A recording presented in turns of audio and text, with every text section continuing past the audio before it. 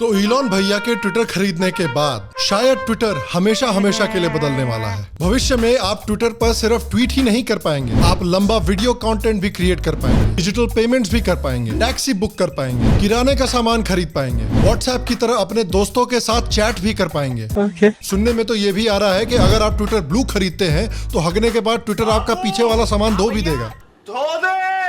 तो आज मैं आपको बताता हूं कि क्यों शायद ट्विटर हमेशा हमेशा के लिए बदलने वाला है, और अगर आप इलॉन के ट्विटर खरीदने पर बहुत ज्यादा खुश हो रहे हैं तो क्यों आपको बहुत खुश नहीं होना चाहिए।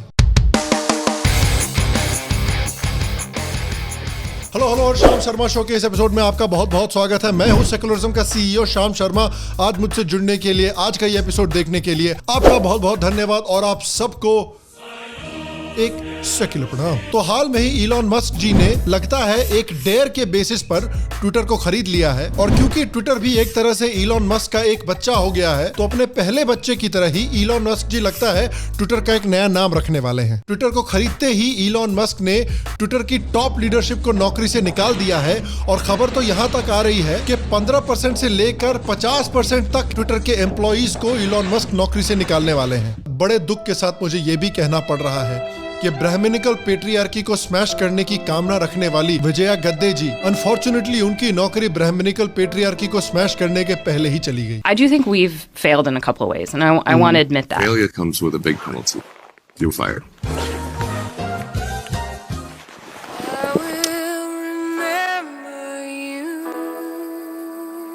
और इलॉन मस्क के ट्विटर खरीदने के बाद बहुत सारे मेल्टडाउन्स भी शुरू हो गए हैं। कुछ लोगों का मानना है कि बेसिकली इलॉन मस्क एक तरह से डोनाल्ड ट्रंप का दूसरा रूप है, और जो लोग मोदी के इंडिया में इलेक्शन जीतने के बाद भारत छोड़ने की धमकी दे रहे थे, ट्रंप के इलेक्शन जीतने के बाद अमेरिका छोड़ने की धमकी दे रहे थे, वही लोग अब इलॉन मस्क के ट्विटर खरीदने के बाद ट्विटर छोड़ने की भी धमकी दे रहे हैं। मैं जा रहा हूँ। अरे तू जा रही। और कुछ तो ऐसे शेयर होल्डर हैं जिनके 2 शेयर हैं गिन के ट्विटर में, वो चौड़े होके बोल रहे हैं कि वो इलॉन मस्क को सू करने वाले हैं और इलॉन मस्क के हाथों से ट्विटर छीनने भी वाले हैं।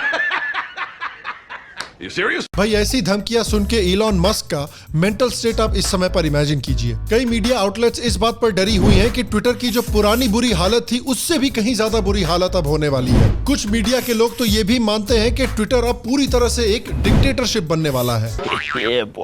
अरे भैया कम से कम ये तो ड्रामा मत करो कि ट्विटर पे पहले कोई प्रॉब्लम नहीं थी। ये ड्रामा तो मत करो कि ट्विटर इलॉन मस्क के पहले कोई भाईचारे का बड़ा स्वर्ग बन के बैठा हुआ था। ट्विटर पे कई सालों से एक तरह की पॉलिटिकल आइडियोलॉजी को सेंसर करने की कोशिश की जा रही थी। इस बात की पुष्टि करते हुए कई स्टिंग ऑपरेशंस भी किए गए हैं, जिसमें ट्विटर एम्प्लॉइज ने खुद बताया है कि वो एक तरह की पॉलिटिकल आइडियोलॉजी को सेंसर करने की कोशिश करते हैं। Do you think there's a difference between Twitter's definition of free speech and Elon's definition of free speech? Twitter does not believe in free speech. Elon believes in free speech. What do your colleagues say about it? Like, They hate it. Some of my colleagues are like super left. In fact Twitter employees की इस तरह की ideology की वजह से Twitter ने India के IT rules को फॉलो करने में भी खूब डिले किया था। तो एक तरफ तो ट्विटर राइट विंग के अकाउंट्स को तुरंत डिलीट कर देता है या बैन कर देता है, लेकिन का फैक्ट चेकर जिन्होंने लोगों को डॉक्स किया था, जो कि बिल्कुल सोशल मीडिया कंपनीज के रूल्स का उल्लंघन करता है, फिर भी उसके अकाउंट को ट्विटर ने टच नहीं किया। लौड़े के फैक्ट चेकर ने नुपुर शर्मा की जिंदगी भी बर्बाद की एक आउट ऑफ कॉन्टेक्स्ट क्लिप को दिखाकर, लेकिन उसके बावजूद ट्विटर ने इनके ऊपर कोई एक्शन नहीं लिया। जबकि इसी ट्विटर ने ट्रंप का अकाउंट तुरंत डिलीट कर दिया था, और इसी ट्विटर ने यूएस इलेक्शंस के समय पर हंटर बाइडेन, जो कि प्रेसिडेंट जो बाइडेन के बेटे हैं, उनकी जब कंट्रोवर्सीज लीक हुई थी उस न्यूज को भी दबा दिया था। तो ऐसा तो नहीं है भैया कि ट्विटर पे पहले सेंसरशिप की कोई प्रॉब्लम नहीं थी। देखिए मुद्दा यह है कि जब तक ट्विटर पे लेफ्ट विंग बायस था तब लोग खुश थे, अब लोग इस बात से डरे हुए हैं कि कहीं ट्विटर पे राइट विंग बायस ना आ जाए। तो देखिए कुछ लोगों का तो मेल्टडाउन हो रहा है इलॉन मस्क के ट्विटर खरीदने के बाद, लेकिन यह समझने के लिए कि ट्विटर हमेशा हमेशा के लिए क्यों बदलने वाला है, हमें यह भी समझना जरूरी है कि इलॉन मस्क के ट्विटर खरीदने के बावजूद इस समय पर इलॉन मस्क और ट्विटर के सामने बहुत सारे चैलेंजेस हैं। फॉर एग्जांपल पिछले साल ट्विटर का $221 मिलियन का लॉस हुआ था। उसके ऊपर से इंटरनल डॉक्यूमेंट्स ने यह रिलीज किया था कि 10 साल पहले ट्विटर ने प्रोजेक्ट किया था कि उनके 2022 में 1 बिलियन यूजर्स हो जाएंगे, जबकि अभी तक ट्विटर ने उसका 25% भी नहीं क्रॉस किया है। और इंटरनल डॉक्यूमेंट्स के मुताबिक हैवी ट्वीटर्स भी उनके प्लेटफॉर्म पर धीरे धीरे इनएक्टिव हो रहे हैं। हैवी ट्वीटर्स वो अकाउंट होते हैं जो कि सिर्फ 10% है यूजर बेस ट्विटर का, लेकिन ट्विटर के 90% ट्वीट्स इन्हीं अकाउंट से जनरेट होते हैं और ट्विटर का आधा ग्लोबल रेवेन्यू भी इन अकाउंट से जनरेट होता है। अनबॉक्स थ्योरी जैसे बड़े टेक इन्फ्लुएंसर्स भी ये कह रहे हैं कि ट्विटर का एल्गोरिदम बेसिकली अब उनको कंफ्यूज ही कर रहा है सिर्फ। It's a bit a feeling of being lost or something. Sure. And not necessarily enjoyment, but an element of chaos. कई एक्सपर्ट्स का भी ये मानना है कि इलॉन मस्क ने बहुत बुरी तरह से ओवरपे किया है ट्विटर को खरीदने के लिए। I think it's worth 20 to 25 billion. So this just comes down to, I think it's going to be one of the most overpaid, expensive M&A transactions in tech, probably next to AOL Time Warner. Okay, in terms of what he's paying relative to the fair value that we see. Basically ये समझिए कि Elon Musk ने पैसे दिए वाजपेयी जी के लिए, लेकिन उनको मिला Rahul Gandhi. This morning, I got up at night.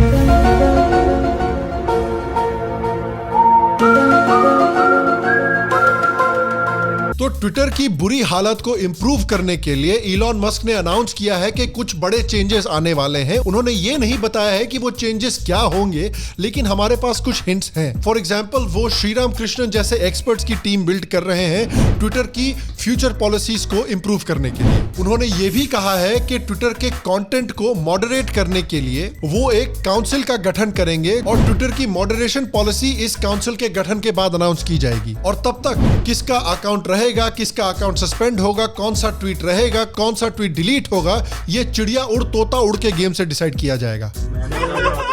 और ट्विटर की पॉलिसी के कुछ हिंट्स भी आ रहे हैं कि शायद फ्यूचर में वेरीफाई होने के लिए, यानी अपने नाम के बगल में ब्लू टिक पाने के लिए आपको शायद पैसे देने पड़े, जो कि बेसिकली अभी के ट्विटर ब्लू या फिर यूट्यूब प्रीमियम के सिमिलर होगा कि आपको ट्विटर पे एड्स मिलने बंद हो जाएंगे और उसके ऊपर से आपको कुछ एक्स्ट्रा फीचर्स मिलेंगे, जैसे कि आपको ब्लू टिक मिलेगा, आप शायद और लंबे ट्वीट्स लिख पाएंगे, आप और लंबे वीडियोस पोस्ट कर पाएंगे और शायद आपको एडिट बटन भी मिल जाए।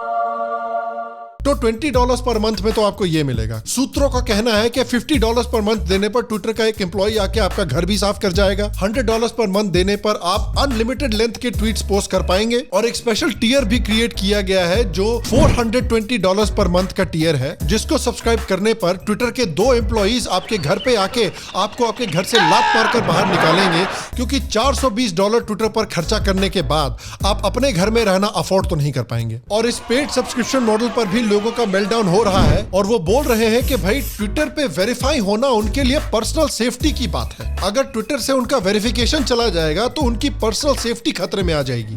कौन है ये लोग, कहां से आते हैं? ऐसे लोगों के हिसाब से हमारे जैसे जो अनवेरिफाइड ट्विटर अकाउंट्स हैं, वो शायद रोज अपनी जिंदगी ऐसे जीते हैं। और ट्विटर की पॉलिसी की चेंज के हिंट्स ये भी आ रहे हैं कि शायद ट्विटर पे और भी वीडियो कंटेंट को प्रमोशन दिया जाएगा। लेकिन मेन मुद्दा ये है कि जब इलॉन मस्क ने अनाउंस किया था कि वो ट्विटर खरीदने वाले हैं, तो कुछ ऐसे लोग थे जो बहुत एक्साइटेड हुए थे कि भाई जो लेफ्ट विंग एलीट्स हैं उनको ट्विटर के बिकने की वजह से मुंह तोड़ जवाब मिल गया। अमेरिकन राइट विंग वाले लोग इस बात पर खुश थे कि भाई ट्विटर पे अब सही मायने में एब्सोल्यूट फ्री स्पीच आने वाली है। इनफैक्ट इलॉन मस्क ने ये कहा भी है कि वो ट्विटर को बिल्कुल अनबायस्ड बनाना चाहते हैं, कि वो ना लेफ्ट विंग की तरफ बायस करे ना राइट विंग की तरफ बायस करे। उन्होंने सोशल मीडिया पर और फ्री स्पीच बढ़ाने के बारे में भी बहुत बार बात की है, लेकिन लोगों को बहुत ज्यादा खुश नहीं होना चाहिए, क्योंकि चलिए हाँ, इलॉन मस्क ने कहा है कि वो फ्रीडम ऑफ स्पीच बढ़ाना चाहते हैं सोशल मीडिया पर, लेकिन अगर वो ट्विटर को एक प्रॉफिटेबल प्लेटफॉर्म बनाना चाहते हैं तो उनको कंटेंट मॉडरेशन तो करना ही पड़ेगा। अगर वो एब्सोल्यूट फ्री स्पीच अलाउ कर देते हैं ट्विटर पे, तो ट्विटर बेसिकली गैब,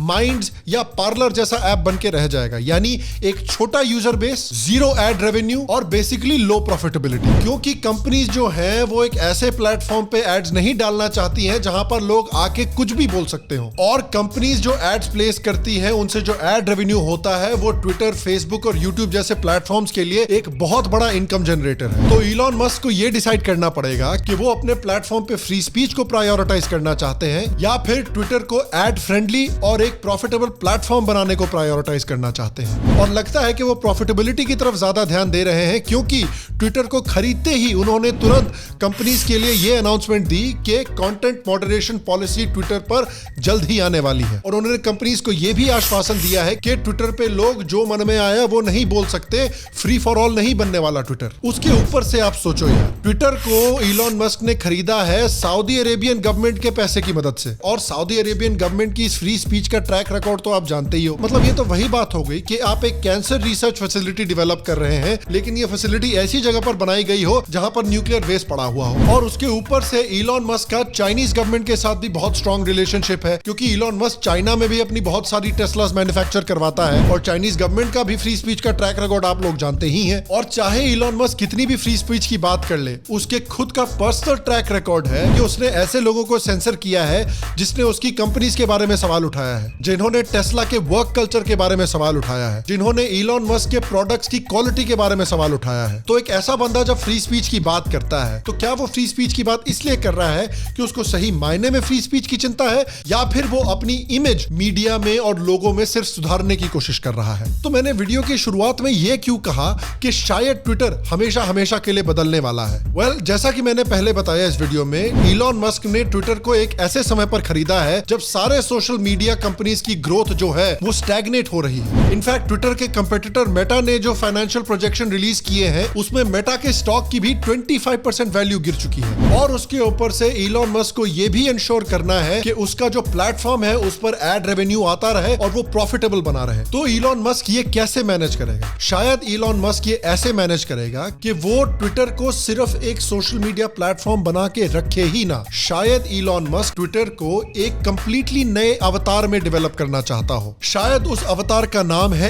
एक्स, द एवरीथिंग ऐप। इस महीने इलॉन मस्क ने ट्वीट किया था कि ट्विटर को खरीदने से वो एक्स यानी एक एवरीथिंग ऐप डेवलप करना चाहते हैं। अब इलॉन मस्क ने डिटेल में एक्सप्लेन नहीं किया है कि ये एवरीथिंग ऐप क्या होने वाला है, लेकिन उन्होंने ये कहा है कि वो बेसिकली इस ऐप को चाइना के वीचैट ऐप की तरह डेवलप करना चाहते हैं। चाइना में वीचैट बेसिकली 1 बिलियन लोग इस्तेमाल करते हैं, और वो एक all in one social media platform है। यानी आप उसको सोशल मीडिया की तरह इस्तेमाल कर सकते हैं, आप उस पर न्यूज पढ़ सकते हैं, आप उस पर टैक्सी बुक कर सकते हैं, आप उस पर किराने का सामान खरीद सकते हैं, आप अपने सारे बिल्स पे कर सकते हैं। बेसिकली चाइना के लोगों को वीचैट छोड़कर किसी दूसरे ऐप पर जाने की जरूरत ही नहीं है। और कुछ लोगों का मानना है कि वो ट्विटर को इस तरह के ऐप में डेवलप करना चाहते हैं। तो अगर आप सोचिए तो यार, ये आइडिया भी इलॉन मस्क ने राहुल गांधी जी से ही कॉपी किया है। इलॉन मस्क का जो एवरीथिंग ऐप है वो राहुल गांधी का भारत जोड़ो यात्रा से ही तो कॉपी किया गया है। लेकिन इलॉन मस्क राहुल गांधी जी की तरह कोई जीनियस तो है नहीं, तो पता नहीं इलॉन मस्क का प्लान भारत जोड़ो यात्रा की तरह सक्सेसफुल होगा कि नहीं। तो इस एवरीथिंग ऐप में पोटेंशियल तो बहुत है, लेकिन इलॉन मस्क ने इस ऐप को एक्सप्लेन करते समय एक बार ये कहा था,